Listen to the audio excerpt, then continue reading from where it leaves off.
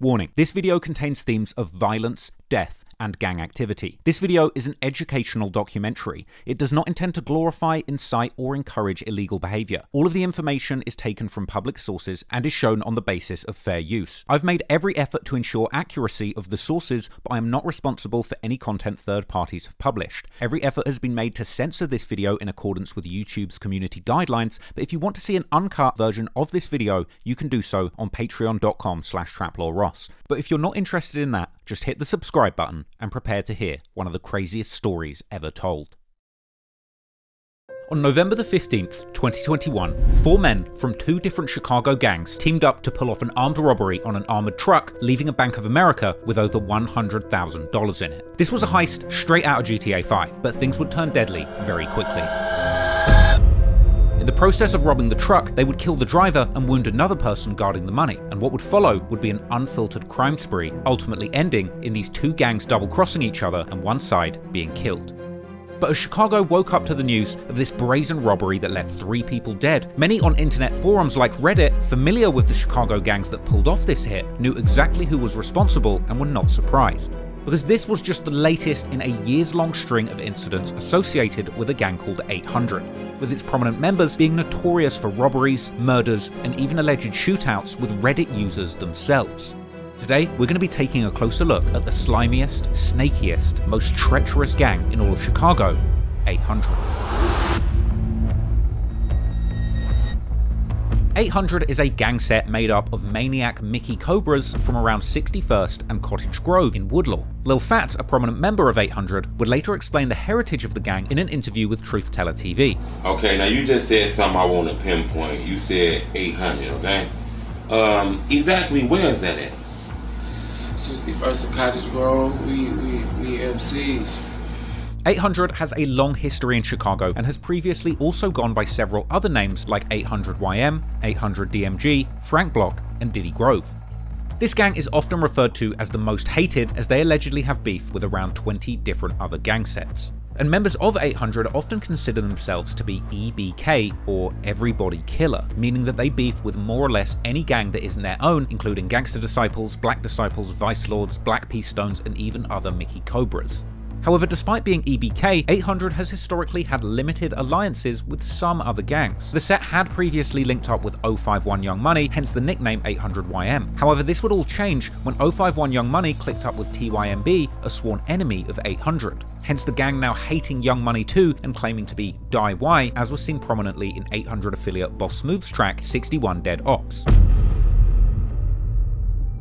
As a result of their hatred towards members from Young Money, 800 members are often seen dropping the Y gang sign upside down as a sign of disrespect to Young Money. Now, 800 carry a savage reputation, even by Southside Chicago standards, with many curious Redditors questioning just how many bodies this gang might be responsible for, with the gang themselves often being referred to by the Reddit community as crash dummies for their wild and dangerous antics, even beating the infamous O-Block, 051, 600, and No Limit in a poll by users on the biggest crash outs coming out of the city. 800 literally have beef with gangs that are surrounding their territory from every angle, being only blocks away from 63rd, TYMB, and Mac Creek. 800 has been around for a long time and originally came from the project buildings on Cottage Grove, but their current territory ranges from around 61st to 63rd from Cottage Grove to Drexel. However, over the years, gentrification has been prominent in this area, pushing the gang away from their original block. One example of this is the huge dual Osco building that was constructed on 61st and Cottage. This development has actually taken the place of the original project building Diddy Grove that 800 the gang originated from. Therefore, nowadays, 800 members are regularly seen around the 61st and Cottage Grove areas, but they do still frequent their old turf in Drexel and the alleys of the Cottage area. Now, Chicago would become familiar with the crew of 800 in the late 2000s, when they would go to war with another local gang set called Dro City. Over the course of this gang war, 800 would take several massive losses in the streets within a short 4-year span, a devastating run that would ultimately inspire the gang to go on an extreme spree of violence of their own, with these violent back and forths gaining 800 a terrifying reputation all over Chicago.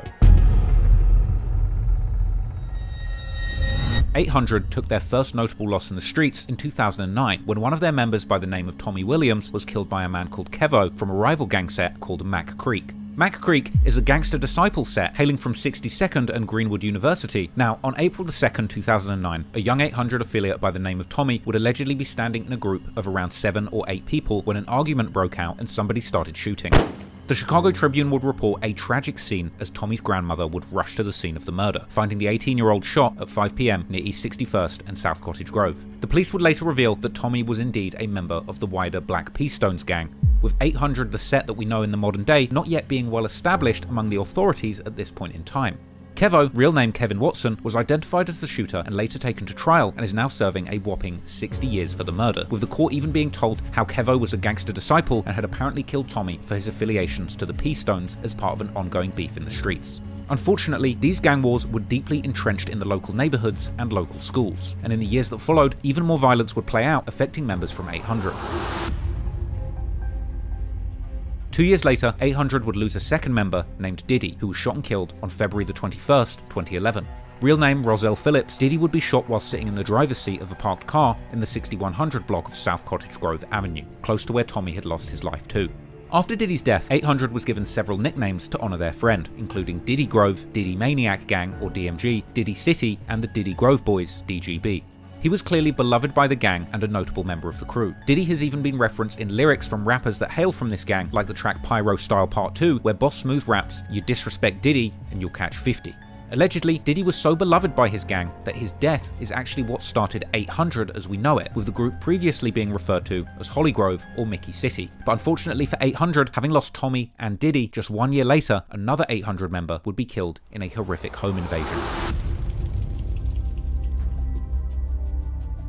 On March 28, 2012, Terry Brown, known on the street as Olad, was shot over 30 times and killed in a triple homicide. ABC 7 News would report that 3 men were found dead at a home in the 6300 block of South Evans. Olad was found in the hallway of the property, while another 29-year-old man was found in the kitchen and another man in his 30s found on the back porch. This was a brutal murder scene, made even more shocking by the fact that apparently this incident had allegedly all stemmed from a disagreement over a FUBU jacket.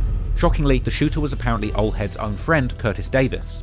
A Huffington Post article from 2012 would break down how this gruesome triple homicide had played out, all stemming from this FUBU jacket. And according to a Sun Times article, Davis had swapped the FUBU jacket for some shirts and pants with Olad, later changing his mind and demanding the jacket back. This led to Davis turning up to Olhead's apartment and shooting everybody there after one of the occupants tried to shoot back. Davis had previously served 18 years of a 40-year sentence for another murder in 1989. In the end, Curtis Davis would indeed be found guilty of all 3 of these murders and sentenced to life in 2014. But despite justice playing out in the courtroom, 800 members would be devastated by the loss of one of their close affiliates. Boss Smooth from 800 would also tribute Olhead in his song Pyro Style Part 2, where he says, "You disrespect Olhead, you get a swole head, bitch." Following this slew of tragedies, 800 begun getting more and more active in the streets, with stories circulating about the crew having infamous shootouts with people who would go on to become legends in Chicago drill music. In 2013, a beef would break out between members of 800 and a group of gangster disciples from 63rd and St. Lawrence, and Big Mike from 800 would seemingly shoot up one of the most famous members' homes, FBG Duck, with Big Mike taunting Duck on Twitter, claiming that he had done nothing to retaliate after this shooting. 800 Boss Smooth would also join in, taunting FBG Duck and saying that they made him move after shooting up his house. However, these brazen acts would not go unpunished in the streets, and it's alleged that members from St. Lawrence quickly retaliated by shooting Big Mike in his legs, resulting in him being paralysed and having to use a wheelchair to this day. And FBG Duck would even himself reply to Boss Smooth, implying that it was the GDs from St. Lawrence and 63rd that were directly behind paralysing Big Mike. However, Boss Smooth would merch it on Diddy that it was a different set that shot Mike, and one popular rumour is that the shooting was actually carried out by another set called TYMB, who may well have actually been responsible for the paralysing of Big Mike. Regardless, the exact cause of this injury would indeed remain a mystery, and despite having feuds with numerous dangerous street gangs in their area, 800 would continue to dish out violence themselves. 2013 was the year that 800 began their spree of violence, leading to a savage reputation, with everything kicking off after a brutal altercation with a member of Mac Creek, the same gang who had killed Tommy in 2009. On September the 9th, 2013, a man named Alan Ross, known in the streets as Fish from Mac Creek, was found laying in a grass patch in Washington Park at 6 AM. Initially, it was thought he died from a gunshot wound to the back of his head. However, the medical examiner would later determine that he had actually been beaten to death. Redditors have argued that Alan Ross, aka Fish, actually suffered mental disabilities, making this case even more heartbreaking and senseless. Users of the Chicago drill community Chiracology would actually cite this murder as 800's first revenge killing against Mack Creek. One popular rumor is that Fish was actually murdered over a mere $5 debt by an 800 member called Pyro, along with 3 other men. 800 members seemed pretty proud of killing Fish, despite him seemingly not being much of a threat in the streets. Boss Smooth would later rap on his scathing diss track 61 Dead Ops, "We don't do no fighting, end up like Fish." However, the 800 member rumoured to be responsible, Pyro, just 3 years later, in late May 2016, would suffer a brutal ending in scarily similar circumstances to what happened to Fish. Pyro, real name Kevin Larry, was in Washington Park, the very same park where Fish was killed, apparently playing dice with members from another gang called MOB when a dispute over a bet heated up. An MOB member by the name of Domo would reportedly shoot Pyro several times, leaving him dead. Now, before this murder, 800 and MOB were apparently on good terms, and Pyro himself had even been pictured with some of their members. No suspects were charged in the following 2 weeks after Pyro's death. However, in a shocking turn of events, MOB Domo would be arrested immediately after holding a press conference, due to the fact that he was seeking $15 million in compensation from the Chicago police after being shot in the back by an officer while running away. A crazy incident which was even caught on camera.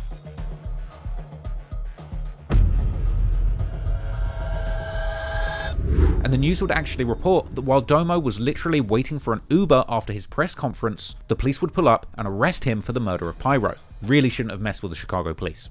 Domo was later sentenced to 50 years to life in prison for the murder of Pyro. Now, he would later appeal part of his charges with an updated projected parole date of 2066. Prominent member 800 Lil Fats would express his sadness after Domo received his monster sentence, as 800 members likely planned on killing him in retaliation, something which would be made much harder by him doing life in jail. Pyro's murder would cause a major split between the gang's MOB and 800, sparking a war that would later see a notable MOB member's funeral being shot up. But this was far from the only time that 800 had severed their ties with massive gangs in their area. On September 6, 2015, 800 members would be involved in an infamous shooting at a block party. Another gang called Jaro City was said to be having a party with another gang called Taekwon World in 800's territory. So, at around 1 AM, 800 members approached them and began arguing before a fight broke out, ultimately ending in a shootout. During the crossfire, a 20-year-old woman with ties to Jaro City by the name of Booby would end up being shot, later dying in hospital. Booby was apparently the girlfriend of 600 founder Lil Boo, who also died in 2015. Now, these two areas had a pretty historic and serious beef, and Bite Down from 600 would brutally mock her death on Twitter. People on Reddit would speculate on the circumstances surrounding her death, suggesting that she had indeed been killed by 800 members in the crossfire of that shootout. Fast forward to 2018, and 800 were into it with pretty much all of the blocks surrounding them. Even their alliance with 051 Young Money would collapse after 051 linked up with TYMB, ending the alliance between 800 and Young Money. 800 would have the largest grudge against one gang in particular, MOB. Pyro was clearly beloved by his hood, even being memorialized in music. One example being Boss Smooth's Pyro-style series of songs, or surviving gang members constantly using the phrase "on Pyro." So, 800 members would reportedly be looking for their revenge on rivals from MOB, with this grudge making the gang prime suspects in one of Chicago's most infamous shootings. On the 9th of October 2018, MOB Dooski, rap name Dooski the Man, was murdered, allegedly, by 600 members. The following day, MOB members would retaliate, killing a 600 member by the name of Waldo, with intense speculation on the Chiracology subreddit that this was indeed a revenge killing. MOB likely felt at this point that they had avenged their fallen brother. However, Dooski's funeral was set to be held on October the 22nd, and this is when that funeral would be tragically shot up by numerous people with automatic rifles, leaving 6 people shot, with one being the most serious. One of these men was shot in the head, and this person turned out to be Wooski, an infamous gangster disciple from St. Lawrence and Eberhart Avenue. Many rumours would spread after the shooting, debating exactly who it was who could have been responsible, as Wooski, MOB, and the GDs from 63rd and St. Lawrence had a lot of enemies in Chicago. Many have theorised that the shooters were actually O-Block and or 600 members who would shoot up the funeral as revenge for Waldo, with King Von from O-Block himself dropping numerous songs referencing the funeral shooting, like the track Grandson for President, where he references the shooting of Wooski, rapping, "I've been killing stuff for too long, it's like I'm a veteran, Wooski got shot, now he taking medicine, but anyway, GDK. Or on the song Back Again, where he raps that he might slide to funerals and shoot up everybody outside. However, many believe that it was actually 800 that might have been behind the funeral shooting, and much like O-Block's rappers, 800 members would leave many clues in their music relating to this shooting. 800 Fats would rap in his song Do Some, "You know I'm gripping my toolie, run up on him, have him looking like Wooski, slide to the funeral, and shoot us a movie." And on the track Head Tap, Fats would also rap "Up the Glock, quick head tap, now he looking wooski slow." However, Lil Fats may not have been involved in the actual shooting, as police recordings from the day of the incident apparently labelled all the alleged shooters as having short dreads, and other 800 members could well match this description, as has been theorised on Reddit. But regardless, it seems 800 was celebrating the shooting that had happened, and shooting up this funeral is already an insane thing to do, but as dark and violence-fueled as 800's history is, nobody could have predicted the rampage that 2 of their members carried out in 2021, when in just one dark day, 4 people were shot, 3 people were killed, and the streets of Chicago were left terrified.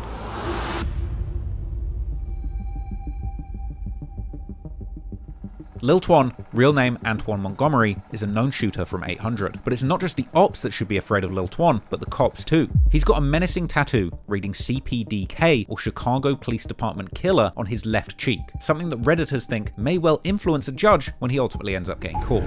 There are multiple examples of Lil Twan showcasing his wild and violent behaviour, such as in his Instagram live sessions, where he can be seen upping his gun and taunting his ops from Taekwondo World, saying, "Come put that switch on me." Hey, look, come put that switch on me. Look, they in the comments.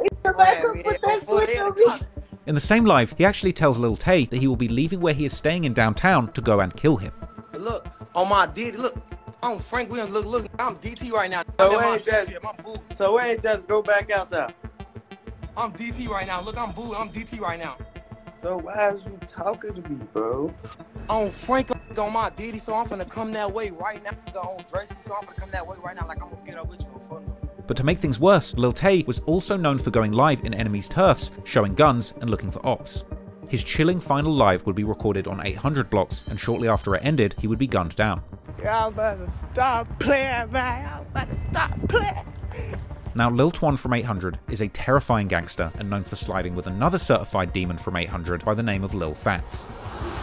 DeAndre Jennings, or Lil Fats, hails from the exact block 800 started on, 61st and Cottage Grove in Woodlawn. Motherfuckers already been knowing me since I was a shorty type of shit. Like, my face before the rap, I don't even rap anymore. Right.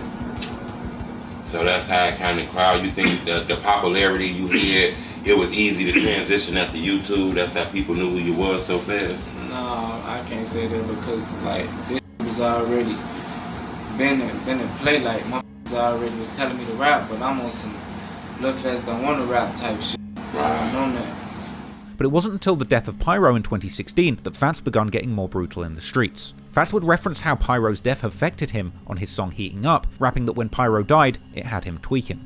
And on the track Head Tap, he raps, "Mention Pyro name, now he dead, better claim your bro."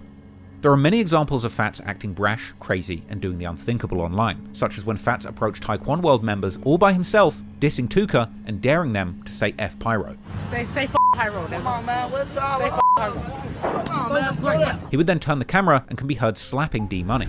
In a similar altercation, he approached members from THF in the courthouse and dissed their dead friends to their face, clearly trying to antagonize them. 051 Driller even shared the post, saying that he respects Fats even though their gangs have beef. 800 Fats gang, no, I hang, yeah. And much like Lil Twan, Fats appears to have zero respect for the Chicago Police Department, having even recorded himself driving off on the police while toting guns, with Redditors circulating pictures of him in police chases. Stop out for a minute, right? Stop out! Go! My not going! Put it in. Stick my Go, baby, go, fly. In fact, Redditors have even speculated on Lil Fats being 5X or having killed 5 people, something that Fats seemingly admits himself when he was on IG Live with Lil Don from Pocket Town. But okay then, don't ask me that. No, I'm talking about you and me knowing you what I do to people on Kevin Gray. What I do to people. No, what you did once before on Pyro. How many funerals that it's been on Pyro? Stop that. You better slow down, baby boy. Hey, Fazzo, you can't talk that talk with me, folks. You can't talk that talk with me, folks. We go toe to toe, folks. You better slow your roll, baby boy. Hey, one of these bodies allegedly was 051 Montana's sister, a man who Fats had even been pictured with. Now, it would appear that Lil Fats has no regard for broadcasting his criminality online, regularly showing off to the world what some people believe are actual murder weapons on his Instagram story. And Lil Fats has been seen numerous times lurking in his ops blocks, armed with high-powered weapons. I'm here on the ill, man. Fats would even brag about robbing a diamond chain from a handicapped man, and openly admitting to being a prolific chain snatcher on his song Smooth Style. Fats is also known for going live purposely to share his location and seeing if his ops pull up.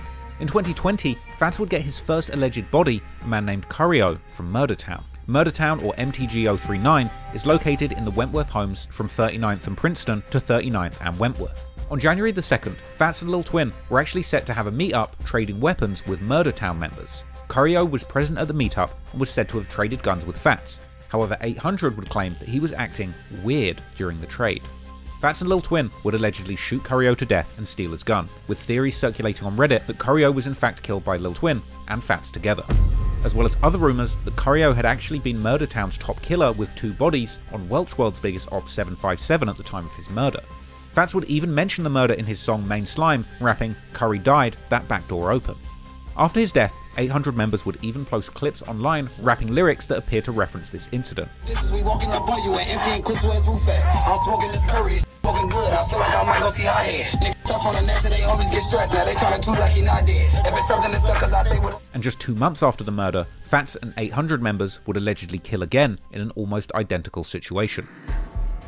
On the 10th of March 2020, members from 800 were planning to do a gun trade again, this time with a Faceworld 069 member called Bando Hothead. The trade would go through as planned, but 800 still chose to kill Bando Hothead whilst he wasn't looking, shooting him in the head, groin and back, leaving him dead at just 17 years old. And the shocking image of the aftermath of this killing was even posted to Reddit, with the police officer seeming to smile over Bando's corpse. But to make matters worse, 800 members would pose with Bando Hothead's guns very soon after the murder, and 800 members even showed off the weapon in a music video for Lil Twan's track 800 Fats Home.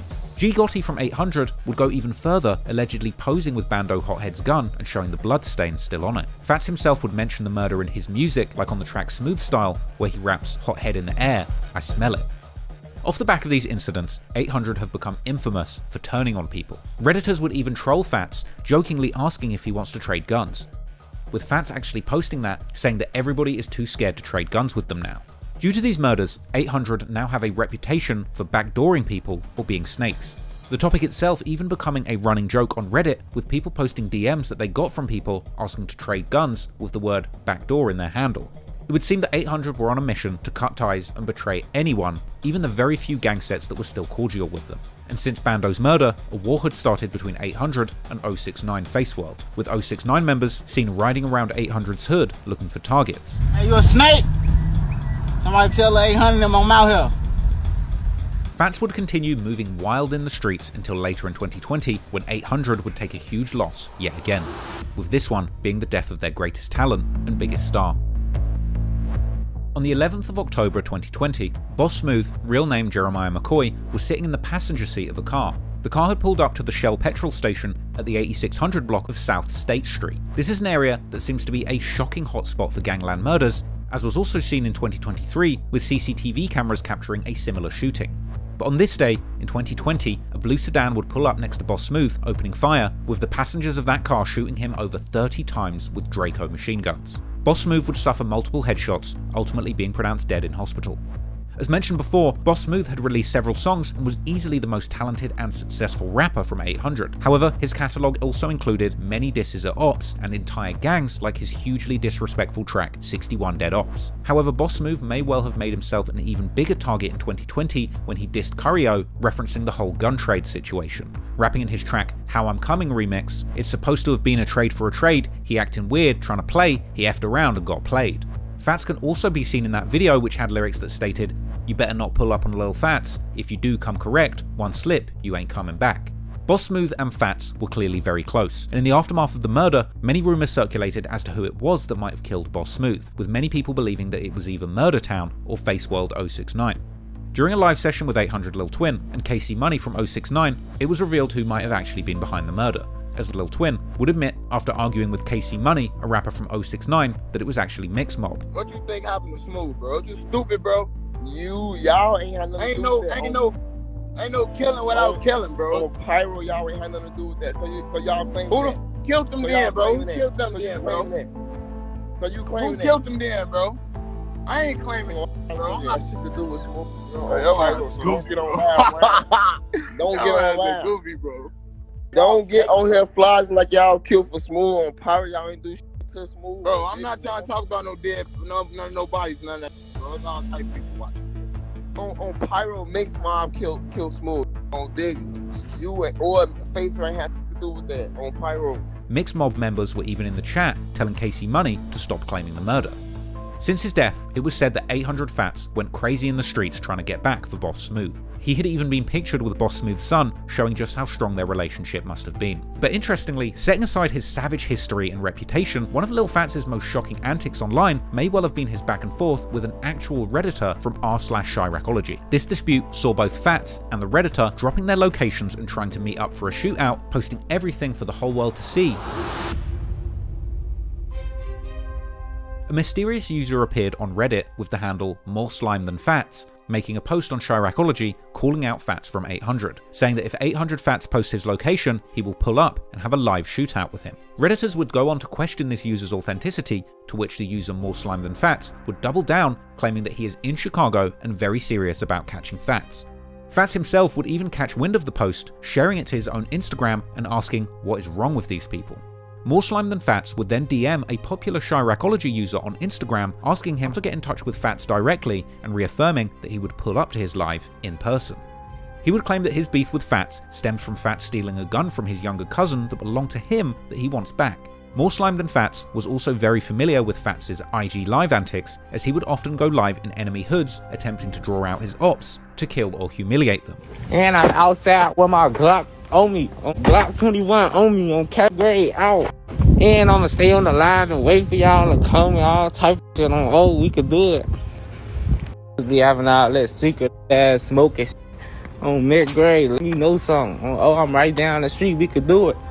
We could do whatever on, oh. Anybody want to smoke, pull up on, oh. We could do it on Pyro. After learning why More Slime Than Fats was after him, the real Fats actually chose to go live together with him. What's up with it, boy? Hold on. Don't trip, hold on. Are you more slime than me? Hell yeah, where you at? I'm trying to pull up, shorty. They would then agree on a meetup location, and Fats tells the Reddit user to pull up on 82nd and Drexel. But where you trying to meet at? Man, we can meet on 82nd and Eagle Side or go on 62nd and Kimbark. I'm pulling up right now, and it's merch. With More Slime Than Fats then confirming that he will go to the meetup, but that he is going to stay on live. Fats then calls the Reddit user the police, refusing to link up. More Slime Than Fats would then call the real Fats scared before being kicked out of the live. So you scared? The pair would briefly go live again, with Fats continuing to call More Slime Than Fats the police, with the Reddit user replying, F the US Marshals, showing off a Draco. I'm saying, US Marshals, G, let's do it. This live itself would be shared to the Chiracology subreddit, with commenters being worried that someone might be about to end up dead off the back of a Reddit post. Shortly after, 800 Fats then has a change of heart, going back on live. He would patrol the area where the two had agreed to meet up, strapped with a number of guns, seemingly ready to catch this Reddit user. As this crazy and intimidating ordeal would play out for the world, other commenters on Reddit would be in disbelief. And to the surprise of everybody, More Slime Than Fats actually confirmed in the comments that he in fact pulled up, with a link to a new post showing the exact same view that 800 Fats recorded on his live, with this post leaving Redditors in disbelief once again, as commenters would say that they couldn't believe they were about to witness a drill live.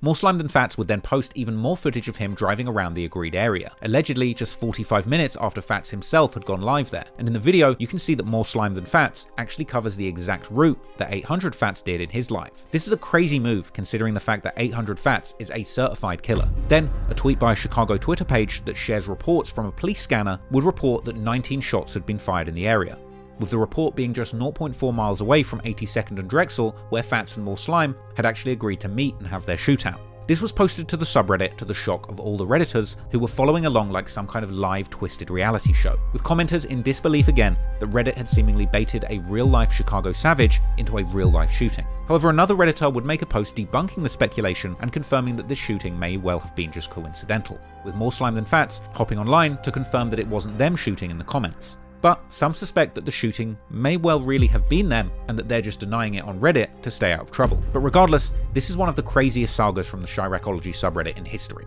where a real Chirac savage was drawn out by an internet troll looking for clout into a possible shootout scenario in front of the whole world to see.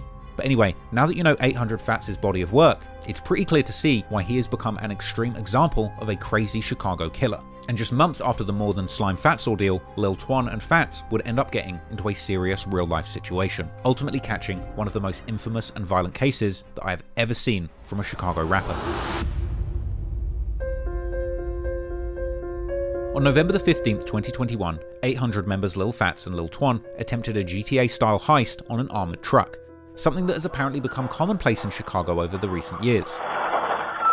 These two allegedly carried out the robbery with two members from Newski Gang 079, Dewey 4, an alleged cousin of Fats, and another member called Spook. At 9 AM, Lil Fats and Lil Twan would meet up at a home in the 8700 block of South Saginaw to plan out the attack. They allegedly had said that they had a lick lined up to hit an ATM and they would be getting a lot of cash. At 10:30, they grouped with the 079 members and travelled to the Bank of America on 250 West 83rd Street. Here, they would witness a Garda armoured truck arriving to the bank, with LaShonda Harts and two male colleagues emptying ATM containers and refilling them with around $50,000 to $80,000 cash. Police would later confirm that Antoine Davis, aka Lil Twan, would jump out, attempting to grab the container, ensuing a struggle. Montgomery Jennings, aka Lil Fats, and one of the 079 members would then exit their stolen vehicle and begin to shoot at the guards. LaShonda Harts would suffer 3 gunshot wounds, later dying of her injuries. And in a tragic turn of events, it would turn out that LaShonda Harts was actually new to this job, and she had clearly been excited to be starting this role, as messages to a friend from September the 25th, 2021 were later released, where LaShonda explains just how much she was looking forward to working in her new job as an armoured guard, and thanking God for her blessings. Only 68 days after starting the job, the heist would take place, killing her at work. The other victim was shot once in the stomach and taken into hospital, initially in critical condition, but thankfully survived it. Police and prosecutors said that the robbery crew were actually unable to get the cash container from the guards during the attack, and they would flee the scene in a stolen Lincoln. Ultimately, they had failed the robbery in every way possible, and the bank's surveillance cameras would catch the attack and what the men were wearing. Shortly after, a witness was parked behind an SUV when he saw the stolen Lincoln pull up alongside the SUV. Lil Fats and Lil Twan got out of the Lincoln and entered the SUV, driving away. 30 minutes later, Lil Fats and Lil Twan were seen on another CCTV camera entering a strip mall on the 6700 block of South Stony Island, just a 12-minute drive away from the bank. Here, they would rob the Boost mobile store, getting away with just a bag of mobile phones. Court documents would then show that Lil Fats and Lil Twan regrouped with the two 079 members at around 11:30 AM at the original location where they planned the attack on South Saginaw. One witness claims to have heard gunshots, followed by an Infiniti SUV crashing into a tree. Lil Fats and Lil Twan would then run into a nearby home, and whilst inside the home, prosecutors said that a witness would see the pair and other individuals passing around a duffel bag containing a rifle as they talked about hiding their guns. Lil Fats would later tell one of the people inside the home to call the police and tell them that somebody had been shot and killed in a car outside the house. This was all because 800 members had actually turned on the 079 members, shooting them dead in the SUV outside. Dewey was even allegedly Fats' cousin and had plugged his music publicly on Instagram before, eerily calling his cousin Snakenet. Continuing his streak of backdooring people who thought they could trust 800, this time Fats had taken it further, snaking his own cousin and killing him. Shortly after this, a SWAT team was called into the area, where very quickly the pair were then arrested and charged with murder, attempted murder, and armed robbery. Investigators would find the bag of mobile phones inside the crashed vehicle, and inside the home were 5 guns, clothing, shoes, and a mask, all matching witness descriptions of the robbers who stuck up the armoured truck. The guns were also covered in gunpowder residue and matched the shell casings found at the scene of the robbery. This was a wild incident and would make the news once the media... To conclude, when it's all said and done, both Lil Fats and Lil Twan killed 3 people and seriously injured another guard, whilst likely traumatizing anybody that they bumped into along their rampage, all to achieve nothing.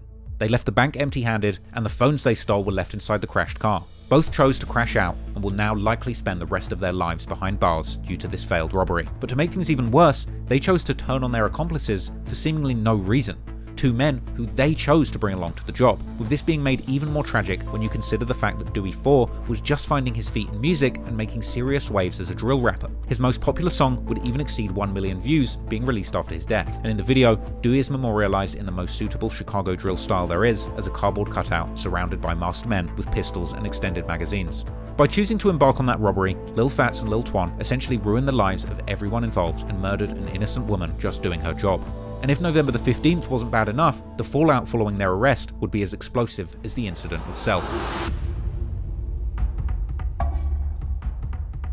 Despite being a villain in the streets and a hardened Chicago gangster, in the end Lil Fats would cooperate on the murder of LaShonda Harts, claiming that Spook was the man that killed her. Fats has been criticized by many due to him cooperating despite allegedly being a hardened killer and self-proclaimed snake. Even though Spook is now dead, Fats, who is considered one of the craziest known members, is cooperating with the police and violating the so-called street code. Lil Twan, his accomplice, has even labelled him a rat from his Instagram page, as have 800's ops from Taekwon World, labelling Fats as a snitch, a snake, and a killer all in one. Fats telling on Spook is likely an attempt at an alibi to dodge himself being held responsible for the murder charge of LaShonda Harts. However, the two murders of Dewey 4 and Spook, as well as the armed robberies themselves, are all backed up by a mountain of evidence. With all of this meaning, it's pretty unlikely that Fats can beat these charges, whether he's informing or not. 800 Lil Twan actually took to his Instagram story 2 weeks ago, strangely claiming that the feds dropped his case as there's not enough evidence. However, this is pretty hard to believe considering how much evidence was showcased just on that news report alone. Meanwhile, Big Mike from 800 chimed in, labelling both Lil Twan and Fats as rats, and claiming that both of them are no longer in the gang 800.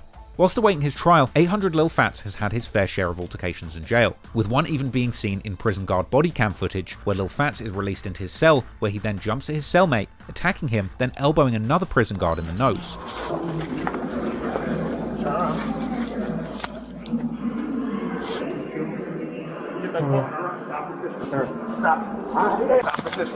Stop. Hey, man, watch yourself. Watch yourself. What are you doing? Watch yourself. Handcuff. Damn, man. Relax.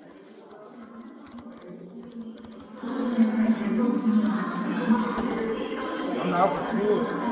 Just try elbowing one of my officers, man. Relax. He got me on my nose.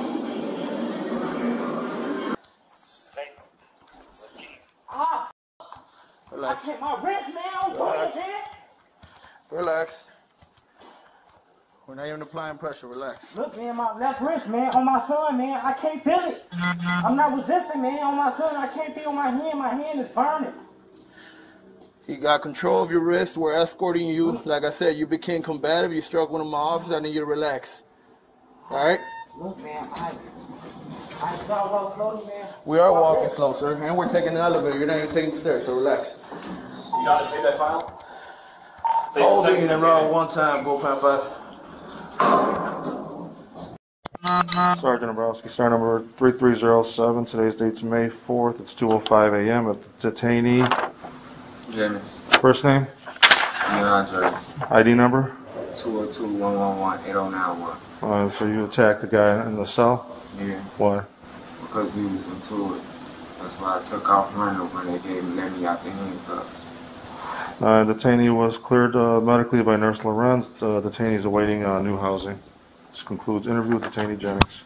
I need medical attention. It's been reported by popular Instagram page Squid Ape that Lil Fats was beaten up in jail by one of the family members of the victims killed in the robbery. Lil Twan would also share that he was attacked by ops in the jail too, with Fats replying saying that he was paid $150 to say this, as well as other posts circulating appearing to claim that Fats was beaten up in jail himself. Unfortunately, it may be years before we find out what punishment, if any, will be dished out for this heinous heist turned murder spree. The only thing that is certain is that 3 lives were lost that day, and if the feds can prove it, Fats and Twan will likely spend the rest of their lives behind a prison door, leaving behind their families and their loved ones. It just goes to show you that, as usual, the streets are a dead end. Whether it's gangbanging or robbing, these kinds of activities can only lead to a grave or prison. I hope that the next generation of youngsters growing up in the difficult streets of Chicago can make better choices and do something positive with the precious life that they've been given. I hope you found that story interesting. Thank you for watching.